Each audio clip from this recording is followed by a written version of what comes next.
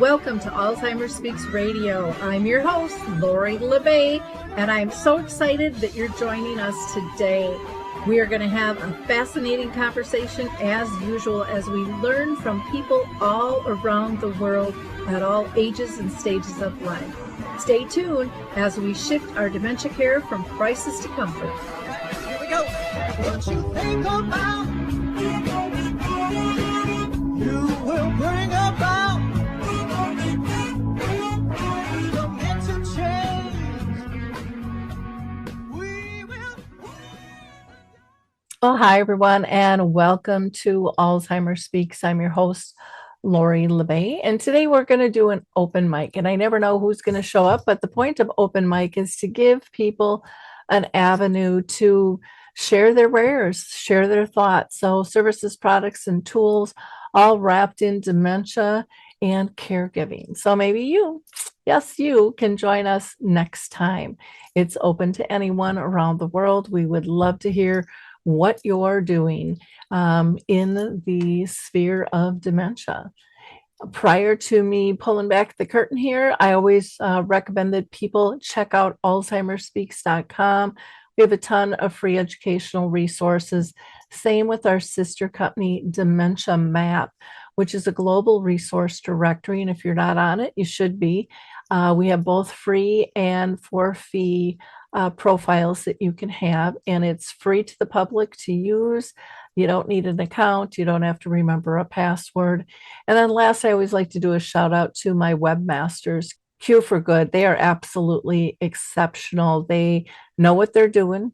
They reduce your stress. They meet their deadlines, and they communicate fabulously, all for a very economical price in my mind. So check out Q for Good. If you mention my name, you can get 10% off as well, but they're glad to just meet with you and see if you're a match. So let's go ahead and pull back the curtain and see who's with us today. Well, Kirsten, it's nice to see you today. Thanks for joining me on Open Mic.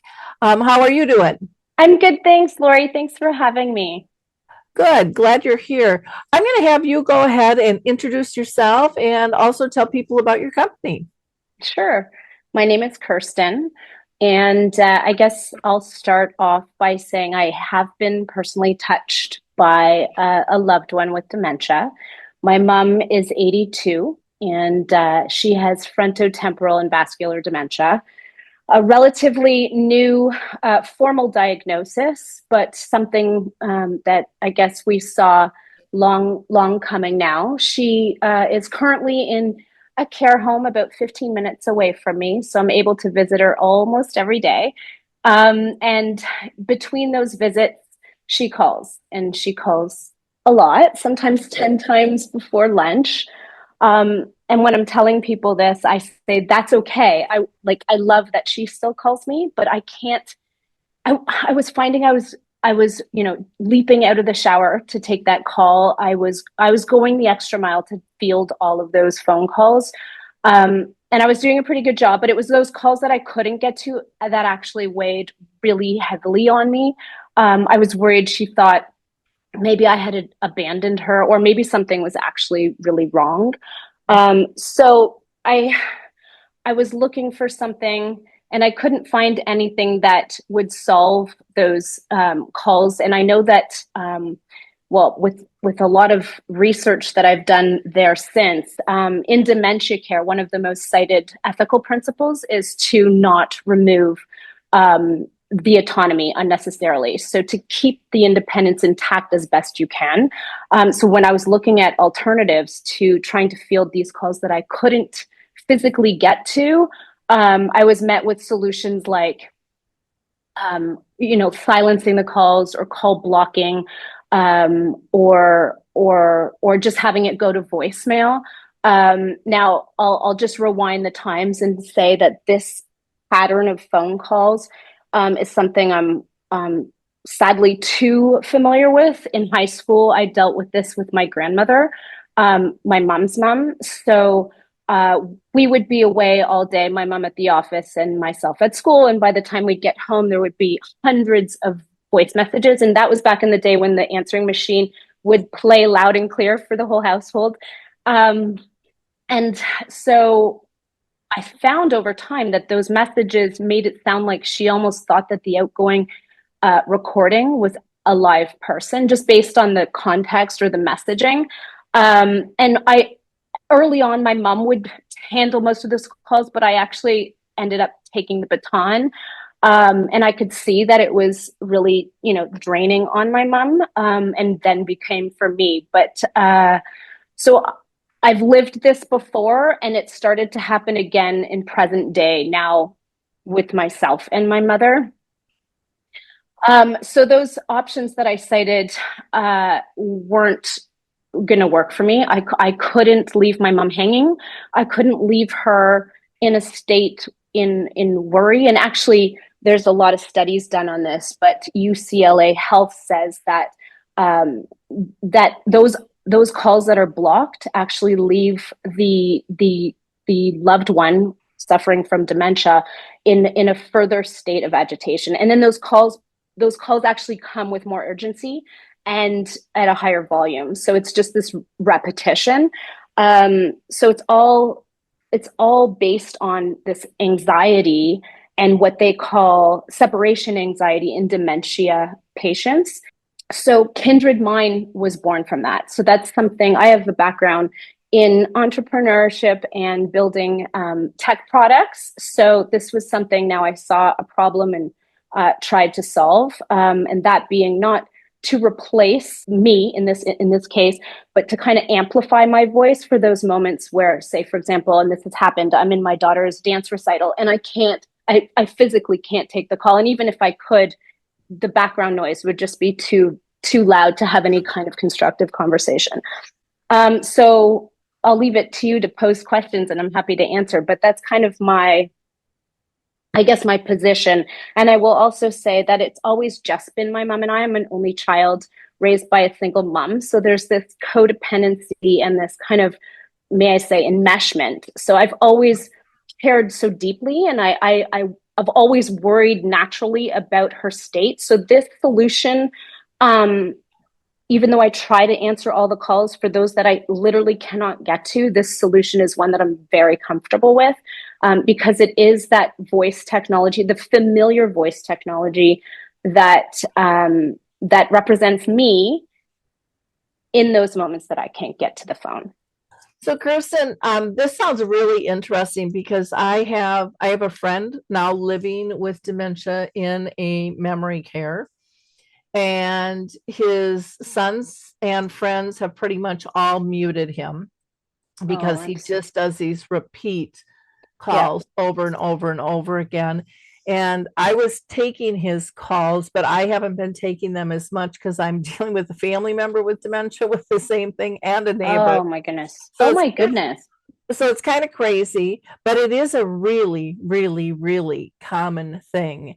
And I think so often caregivers think more about themselves and how frustrating it is. Like, how many times do I have to answer this same question and tell you the same thing, not realizing they are that person's security blanket, and just hearing their voice.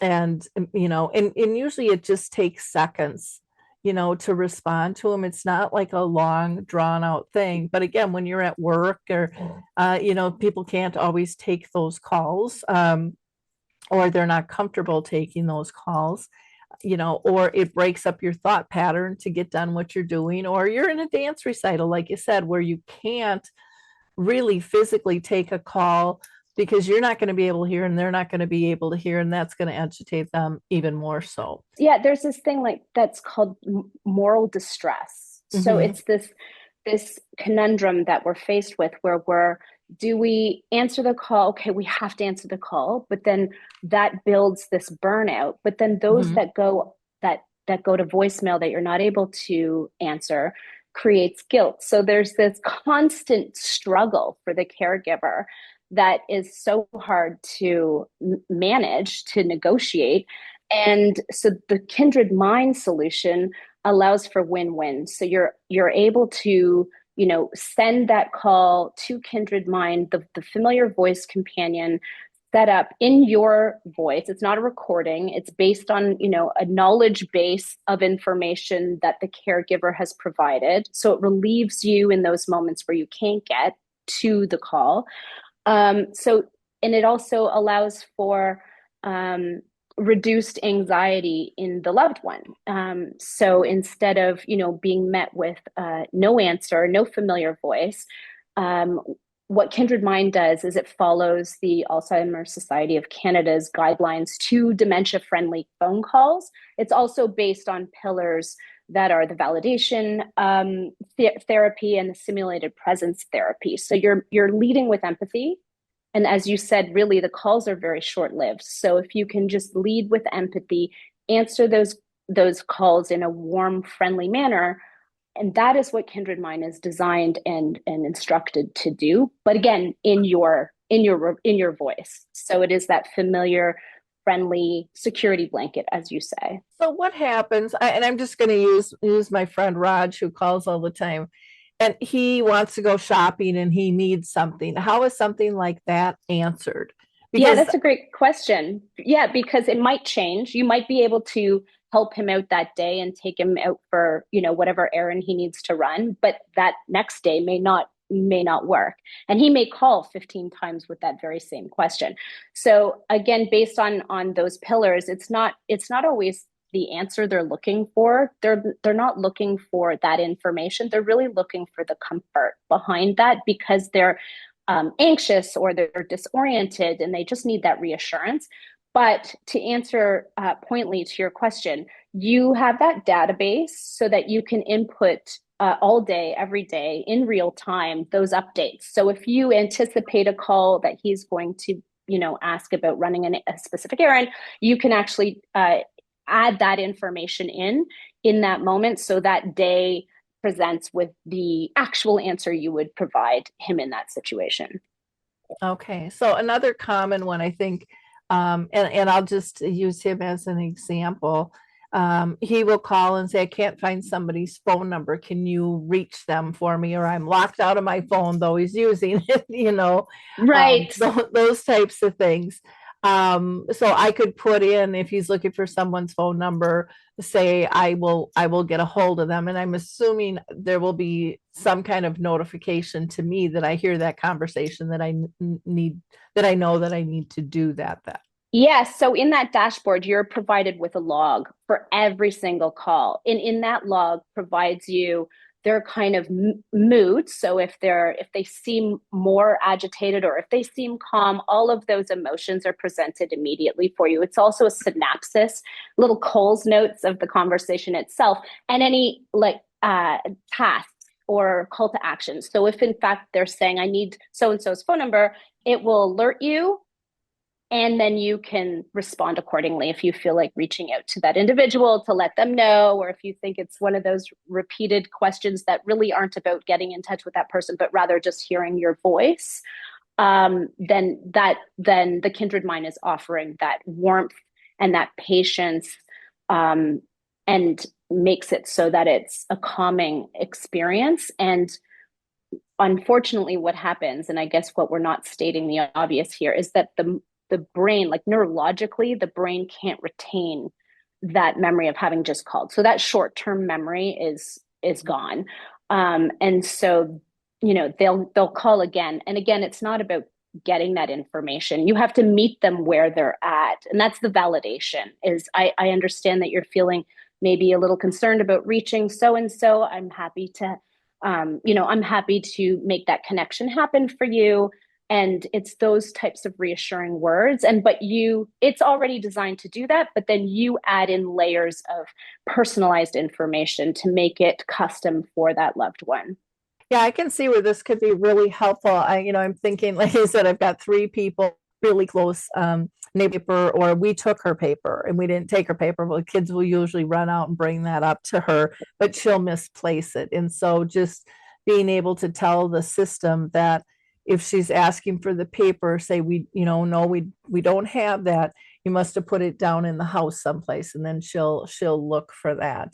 Which those I think are really common when somebody loses something, or our loved one husband passed away, And so she will call and say, do you know where Tom is? He's not answering his phone. What time is he coming home for dinner? And those types of things. You'd be able to feed those questions into them, or just there's so many different scenarios. And I know where people really get super fried is you get the calls during the day, but you get them 24 hours a day Oh, because yeah. schedules are out of whack. So, with my friend Roger, I bought him one of those big tablets that has the date and the time and the weather, day, date, and time. And so now when he calls, he'll say, it's Roger, it's Monday, May 4th at 3:45 or 3:43. He kind of orients himself, but he doesn't understand the difference between AM and PM, so we kind of talked through that a little bit.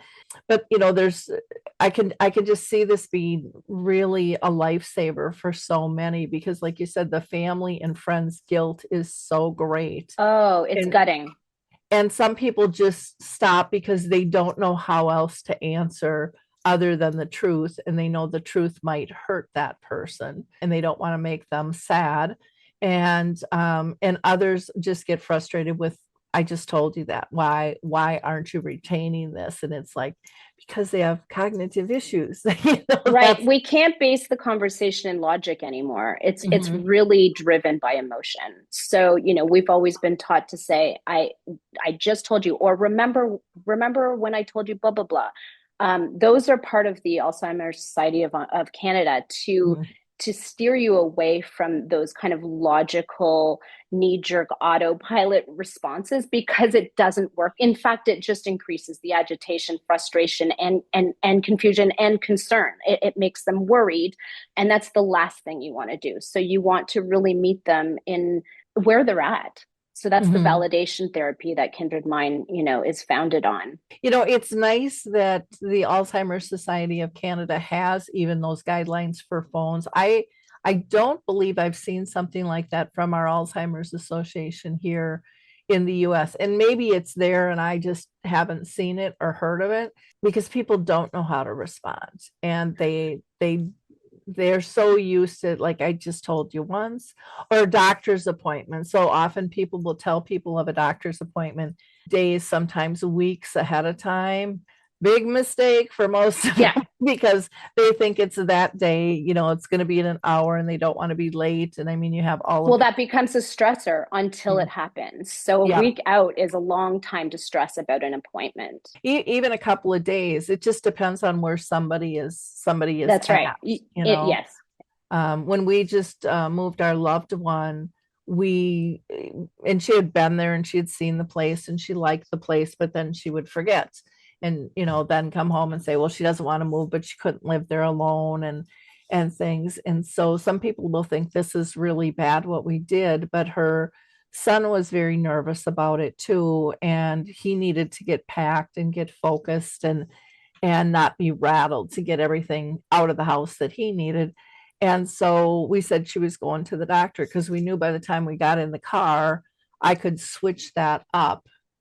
But she was always really good about going to the doctor. She would get ready. Otherwise, she did not want to leave the house. If it was going out to eat or visiting people, she'd just like, oh, my back hurts, or whatever it might be. Right. And so we ended up not telling her. We said she was going to the doctor, and it was such a smooth move. And so I say that because sometimes people get so caught up in it has to be the truth and it has to come from me, instead of looking at these alternatives. Like, she is so content and so happy where she's at. She really doesn't even talk about the house. And yet, even though, my mom lived with the disease for 30 years, I was still struggling with having that approach with her. But I knew we needed to, for her and the son to both kind of get through this thing. And it worked out. It worked out beautifully. And so don't cut yourself short by thinking you always have to be the one to be there, because none of us can be there 24/7 in a healthy fashion. For someone, we just can't. We need those breaks. We need to do our life too. And I think it's really interesting that this voice can take on our voice. And, I think there's some people will say there's maybe some pros and cons to that, because what are they going to say? And how can I trust this system to not say something that's going to be offensive or get me in trouble, or something I wouldn't say? And what would you say to somebody on that? So there are guardrails, Mhm. absolutely, and and as I said, we do follow strictly the Alzheimer's Society of Canada's phone Mhm. etiquette for dementia patients. So there are no vulgar words. There's these guardrails are put in place, knowing that they're speaking to a vulnerable population. Mhm. And the caregiver, in my case, I can always jump in a call. So if a call is underway and I want to, break the line and take over the call, I also have that ability. And there is, of course, the summary of the conversation itself. Okay. So if something were to be said that maybe you would just want to be said different in the future, Yeah, that's a good question. because chances are it's the same question is going to be asked again. Can we give the system input in terms of how to answer that the next time? Oh, yeah, absolutely. And also, one more point to the last question. There are some words that I know trigger my mother. Mhm. So, as far as, your question, how can we ensure that the conversation, stays in a calm way that doesn't, ruffle feathers? There are areas in the dashboard that you can put in words and replacement words. For example, my mom has a real problem with showers or Mhm. bathing, and so I try to avoid that. And instead, she used to, with me, use words like squeaky clean when I was much younger and it was bath Mhm. time. So I'm trying to use those familiar kind of catchphrases instead of the ones that trigger her. As far as providing answers to repetitive questions that we may want to tweak, um, to provide, a more soft landing, again, that is something that you can update on the fly all day, any day in your dashboard that you have access to 24/7. So if you're finding that, and you can even do test calls. So you can test call the line and have all these trials with the voice companion, and try and steer it into, um, you know, uh, off the rails. You can see how it responds, how it handles, and how it manages those types of conversations, and then tweak accordingly in the dashboard if need be. So that's a big plus too. So you can really feel it and see it before Yeah, that's it, important. it comes into play. Yeah, that's really a nice feature to be able to have. And I like being able to access it and tweak it. I love the idea of the dashboard with the summaries and stuff, so you know And you what's can also happening. hear your voice. So initially, you have 3 sessions with the voice companion to adopt the clone of your voice so it sounds like you. And then there are Uh-huh. bonus sessions. So you have the ability to carry on and give it more minutes of your airtime, Uh-huh. so that it perfects it and makes it pro. So how does somebody sign up? Is this something they that's an app or that they do on their computer? How does all that work? Well, it's online, so it's Hmm. kindredmind.care, and Hmm. all the information and resources are there. And to sign up is just on the website itself. We have just launched in North America publicly, so we're very excited about this. And yeah, it's something I'm proud of. Now, is there a upfront fee or a subscription It's fee? it's a monthly subscription fee, and Okay. there are various packages depending on the number of minutes, depending on the number of family members. So you can have a care circle, and have your siblings, Mhm. and that way the calls are dispersed across the family network and friends. So when they call, do so they don't call my number still, you give them a new number to call? Is Yeah, so that the you deal? program that's precisely it. You program in your phone, in the dementia patient's phone, this Kindred Mind phone number. So it may be recorded in the directory as Lori, but that Lori phone number is not actually yours. It's now the Kindred Mind. So it will be call rerouted. And as I said, if you wish to jump in, you can, or if you wish to take calls, within a given window, say, weekends are wide open, call me anytime, then you can set the schedule so that you can field all and every single call on weekends. But you might be, on a flight, and you'll lock it out to Kindred Mind taking those calls, and that setting is cover me. So Kindred Mind will cover me during that window. Okay. So how does that work that you can jump in? Do we get called, but it shows up as Kindred Mind, so we know that we don't have to answer? You can set it to a mode where it will ring you. You can set how many rings, but it will ring you, say, twice, and then you have in that moment the choice to take it. But if you're in a meeting and you see it's calling, then you can just let it ring through instead of to voicemail, but to Kindred Mind. I'm still trying to get this pictured, and maybe there's a graphic on the site that shows this. So they're calling Kindred Mind's phone number, but it'll still go to me for a couple of rings. Yes, it's a dedicated line for you. Okay. And so that if I don't answer, then Kindred Minds takes over and answers the call and then logs it and stuff. Okay. Because it is hard to not answer the call, if you've got the time. But yet it would be really nice to be able to block out when you're in meetings or certain times of the day, or just to get some sleep. Yeah, exactly. So the cover me section is if you are sleeping or in a meeting or what have you, it won't ring through to your phone. Okay. So you won't be distracted. You won't have that intrinsic guilt by seeing your phone light up. You won't even know. It'll push through a notification to let you know a call is in progress. But if you have your phone flipped over or the notifications are off, then you can still stay present in whatever you're undertaking in that given time. Okay. And can a person, and I'm thinking this probably wouldn't work, could they join? Like, let's say I've got two rings and I can grab the call or it rolls over. Is there any way I can join the call silently just to hear how it's going? No, you can break in and then take over the call, but you can't. Okay. Yeah, there's not a setting, like, it's a great idea, but there's not a setting yet where you can just sit as a fly on the wall. Okay. Yeah, I was just kind of wondering how that worked. So that might be a pipeline feature, Lori. Thanks for that.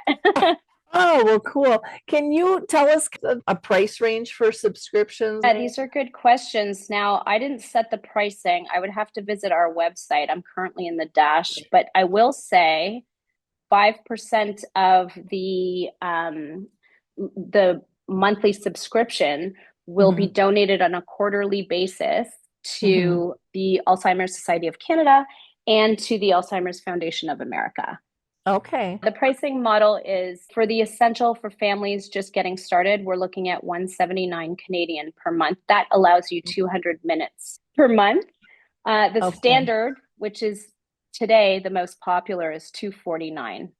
Okay. Per month. And these are Canadian. Okay. That is really helpful, to alleviate the stress for both the person with dementia and the caregiver, releasing that guilt and still feeling like they're cared for. I think we need to look at our different options of what's available and to be able to keep things calm, because the older I get, the more calm I want. Exactly. That is for sure in my life. It's like, okay, I don't have to be running like a chicken with my head cut off. That's right. Trying to do 45 things. I just don't have it in me. I don't think it's as effective as I used to think when I was younger, and my attitude is just very, very different towards that. So calm is very important. Well, this is great. Anything else that we haven't covered that you think we should? We talked about the benefits for the caregiver, as you just pointed out. Certainly the benefits were paramount for me when thinking about my mom in this case, wanting to make it so that she wasn't anxious or sitting in fear because I couldn't take her call. I mean, that just killed me. So we mentioned both of those. there's been several studies, and that they're all listed on the website, about how all of this type of familiar voice technology really reduces agitation and anxiety in the loved ones. So that really is my driving force. I like this concept a lot. I think it makes a lot of sense. And it's one of those things that I've heard so many times from people. The years ago, there was a nurse who, worked with a lot of dementia patients, and he would also always be asked, when's my son or daughter coming? And he ended up making, and this is really old school, but I thought it was really interesting. There was like a little recorder that like pinched on somebody's clothes, and they could push a button for the answer. Oh, wow. Like, I'm going to call you later today, that was in their voice, just to give somebody that relief that they weren't so disconnected and stuff. And yet, there's always the possibility of that coming off. And, there's this just Right. makes so much more sense. So that would be the like way we live today.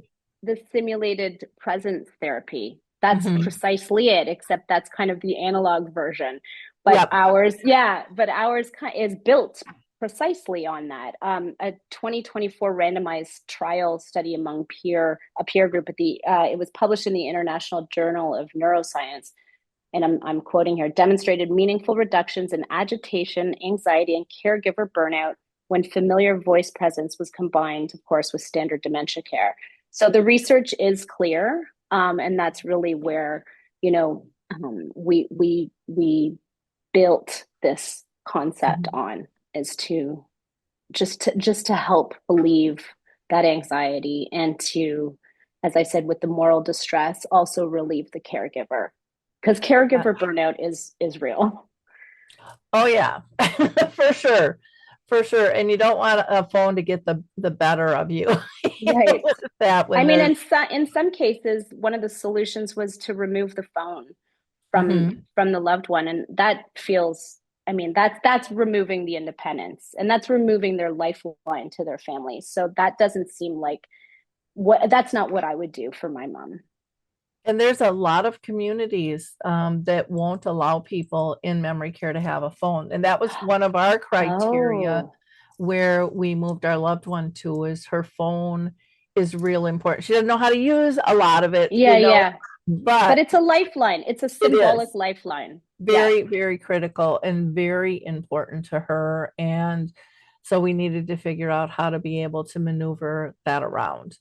And their community feels, where she's living, feels the same way, but many communities don't. No, I didn't know that there were some rules and regulations about phone usage, or even having phones to begin with, in care facilities. Yeah, well, I think they worry about, because they can easily go missing. And then, is it missing, misplaced, or is it Right. stolen? And who's the Right. first to get accused of it being stolen? Staff.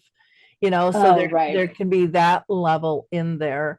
And then there can just be the agitation level of not being able to know how to work the phone, which I think at that point, then you might have to do something if if they're constantly losing it. Let's say if they've got it on a password, or they don't know how to use it anymore. Well, we have this memory care phone, where you can program based on you can have like a little photo of the family member, and it's just a one button solution. Once they, have challenges in dialing phone numbers, you can still keep that line of communication open that way. Yeah, I think most of the people nowadays are used to a cell phone, though, Yeah. versus a hardline phone. And some of the communities aren't wiring for hard lines anymore. So then you'd have to actually get that set up as an independent line, which can get a little complicated in a big complex. We managed successfully to do that with my mom, but I wasn't aware of, these restrictions in various facilities. And they're kind of a hit and miss, and I think sometimes it just depends on who's in management. Right, of course. At the time. with that.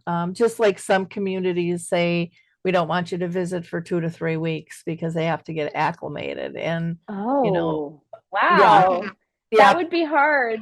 yeah. And As, our family was like, no, we're going to be all over here. yeah, yeah.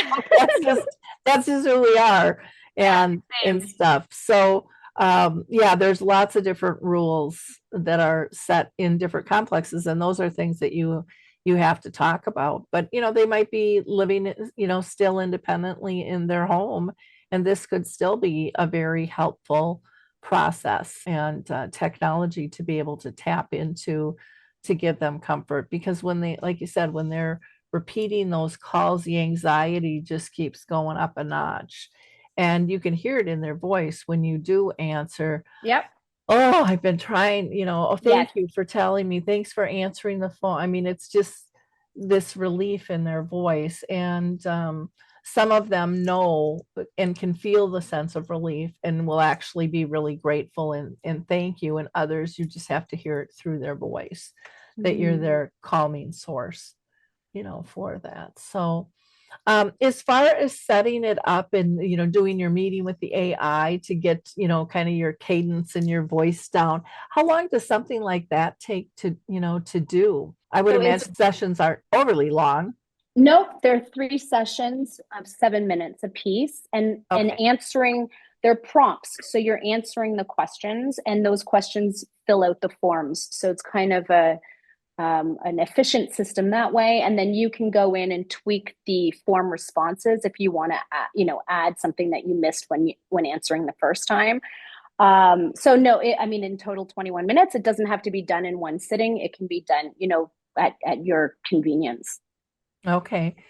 And if there's a question we haven't thought of, the AI will still come up Yes, with an yes. answer. Yeah, based on, as I said, the Alzheimer's Society of Canada's guidelines for dementia friendly phone calls. And there are some very strict guardrails in place. If there's a question that they ask that we hadn't thought of, are we alerted, or do we have to always go into that dashboard to see? Because I think from a caregiver standpoint, that would be a nice benefit if there was like a new question posed for Mm. us. Because some people will just like hand it over and walk away. I mean, and go, it's Except you covered. get an email, so you get a daily kind of summary of the calls, or in, maybe there were no calls that day, but every day you'll get an email Okay. to give you a report of the conversation, the communications that occurred that very day. Oh, okay. Yeah. Okay. That's always nice. Yeah, so there's two touch points. You can electively go and review the dashboard, or you can just receive it in your inbox.